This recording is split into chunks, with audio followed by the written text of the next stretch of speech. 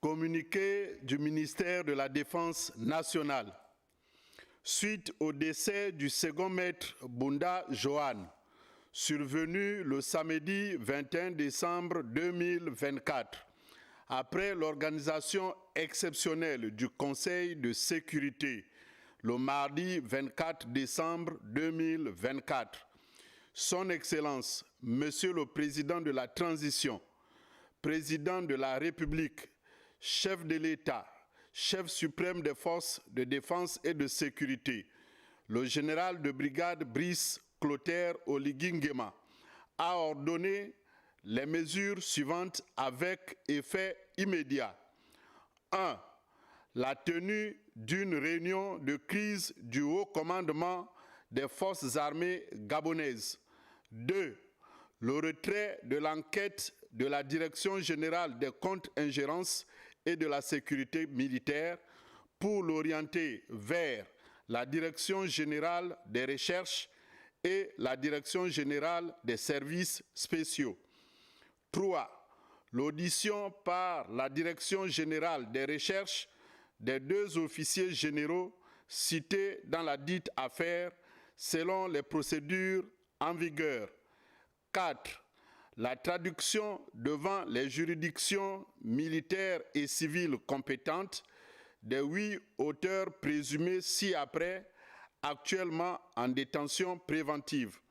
Il s'agit de Lieutenant Nzong Minsa Steve, Lieutenant Lumbangoy Smith, Adjudant-chef-major Retenou Ndiaye Auguste, Sergent-chef-major Mingwanga Mbumba Martelly, Sergent-chef Ayangala Lambira Roli Octave, Sergent-chef Onewe Evevi, Sergent-chef Misono Mebiam Arlin Joël, Sergent Djoukou Delve Stevie.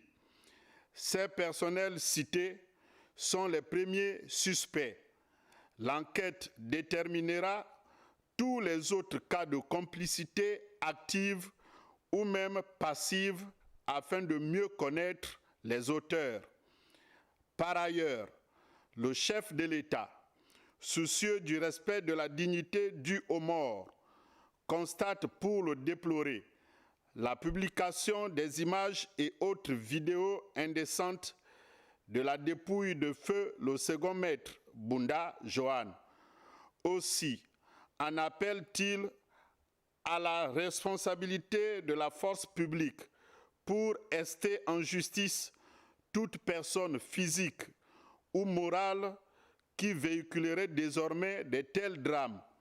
Le président de la transition, qui tient au respect scrupuleux des droits humains, de la dignité humaine, marque sa profonde indignation contre toute forme de torture employée pour la manifestation de la vérité.